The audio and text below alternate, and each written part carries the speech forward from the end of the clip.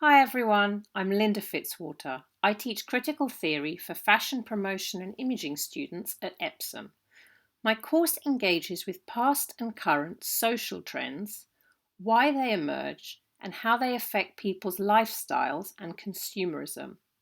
I'd like to introduce my student Anna, who will be telling you about her amazing research examining major developments in the way that media imagery portrayed women's sexuality in the mainstream between 1960s and 1990s, including photography of Twiggy, Madonna, Kate Moss, and supermodels.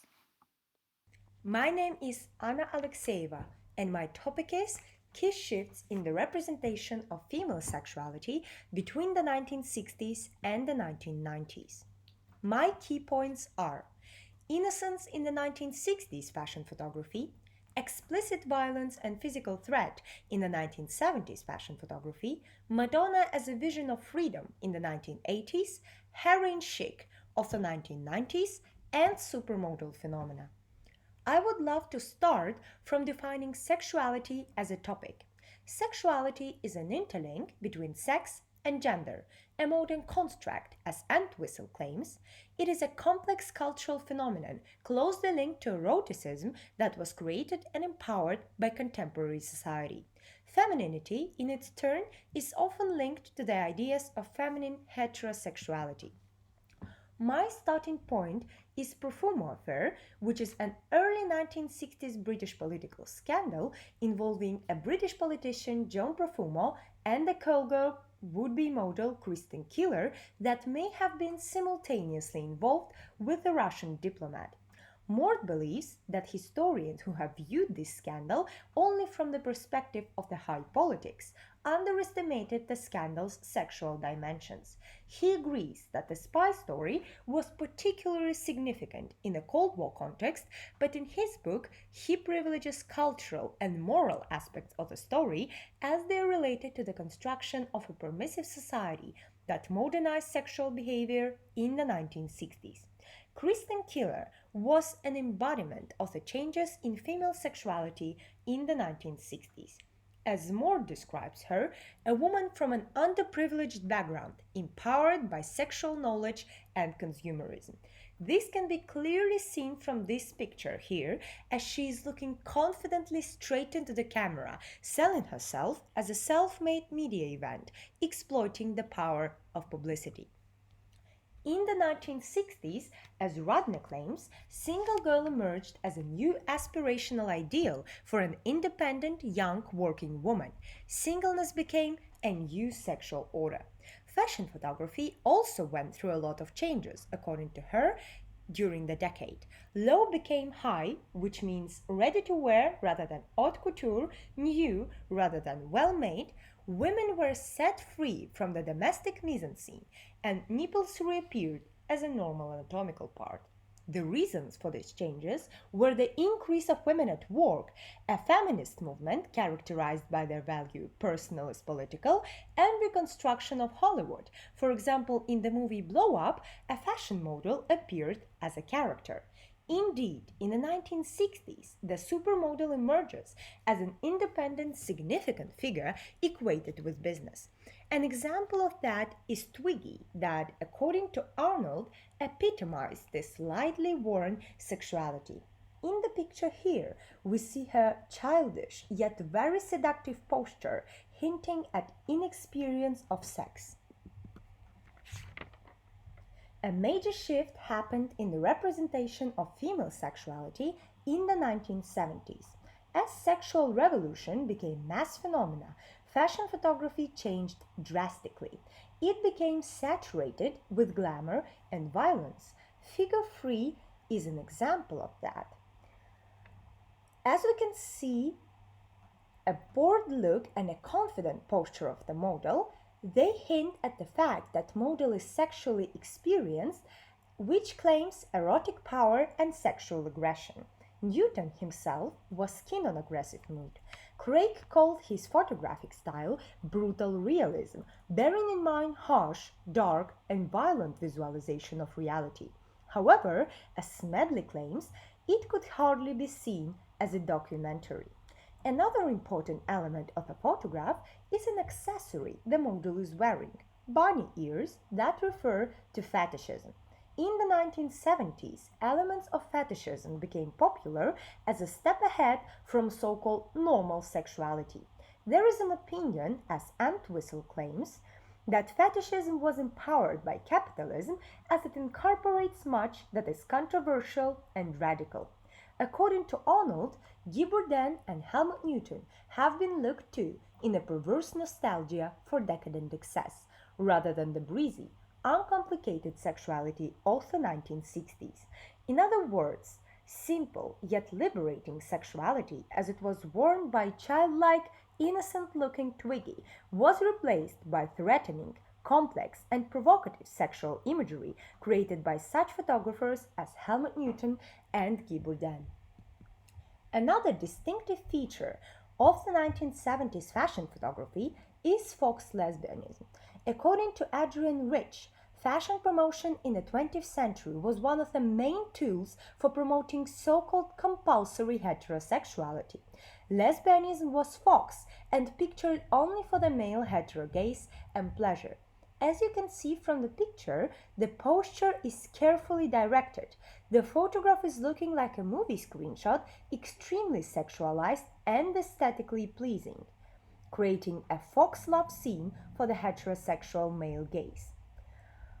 Although this type of photography, according to Steele, has frequently been attacked as misogynistic, some feminists defended against charges of sexism on the grounds that it is subversive and liberating.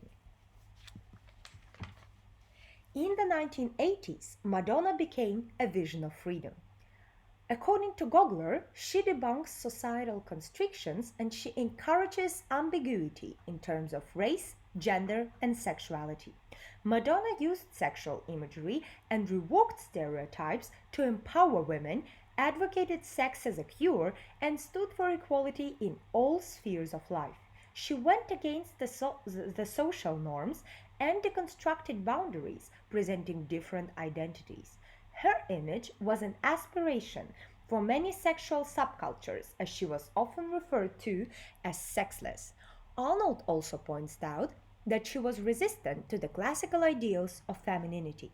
She always looked differently, and her music videos were extremely controversial, bringing attention to such problems as sexism and racism. Let's look at figure 5, where we can see Madonna wearing a white lace gown with a boy toy belt just before performing her song Like a Virgin. In Like a Virgin, the singer depicts the loss of virginity as a means for the male to suppress and control women, but then she shifts the attention of a female audience to the fact that a woman can actually gain power from this situation, according to Gogler.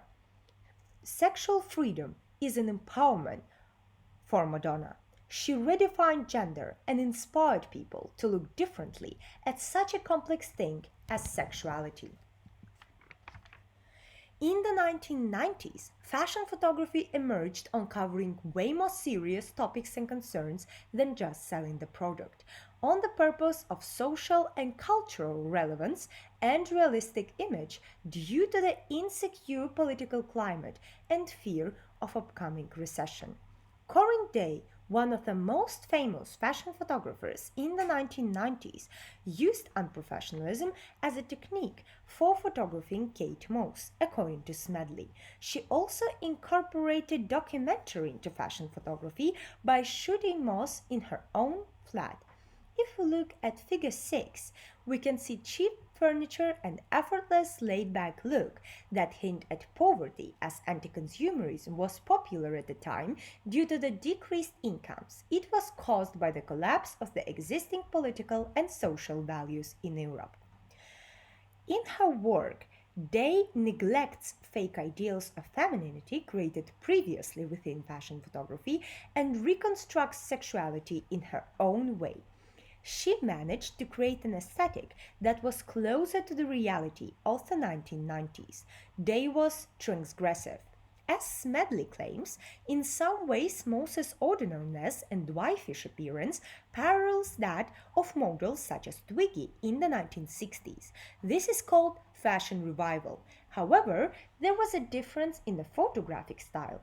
1960s liberated woman, according to Smedley, was photographed by male photographers who infused the image with their sexual desire, while Moses' sexuality is passive, as she was photographed by a woman. Asked about Moss, Day was always highlighting that their relationships were similar to a sisterhood that can be seen from the photos she took and the mood they convey. For example, this one on the right. You can also notice a detached look and a disengaged posture of the model that are not only referring to anti-fashion but also defining Kate Moss's distinctive and iconic look.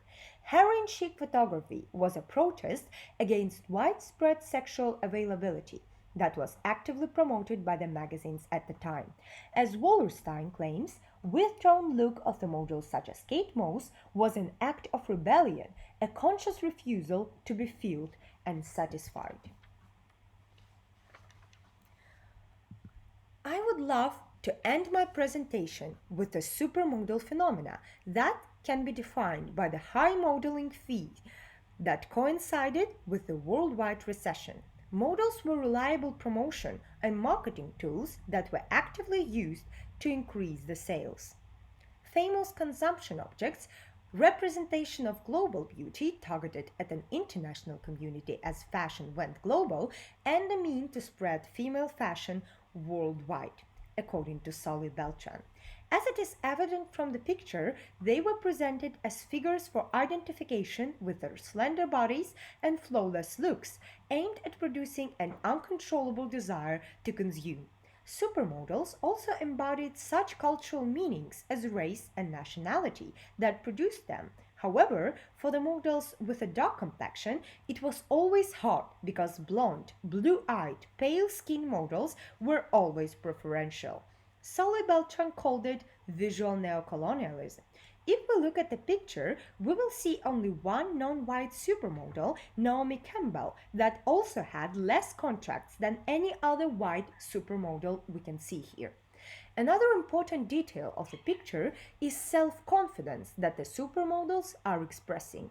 According to Solly Beltran, models were used as a link between social and economical power and self-esteem, promoting existence without restrictions. Although modeling was presented as an efficient way to escape poverty, models never really achieved economical stability, as Solly Beltran claims. Models are artificial constructs and a tool for defining standards. In conclusion, I have carried out a research and collected a variety of academic writers' viewpoints that allowed me to analyze the representation of female sexuality in promotional media in the second half of the 20th century. I indicated the changes it went through, from the innocent and unsophisticated sexuality of the Twiggy to the provocative and even threatening one that is vivid in Helmut Newton's work. Thus, icons epitomized new trends while photographers were creating them. To summarize, sexuality is a modern phenomenon that is always mutating, while fashion promotion is an efficient tool for empowering it. Thank you for your attention. Thank you so much, Anna, and thank you to everyone viewing. We hope that being guided through this way of researching will prove to be inspiring this summer and in your future projects. If you would like more details, feel free to email me, Linda Fitzwater, that's lfitzwater@uca.ac.uk. Bye.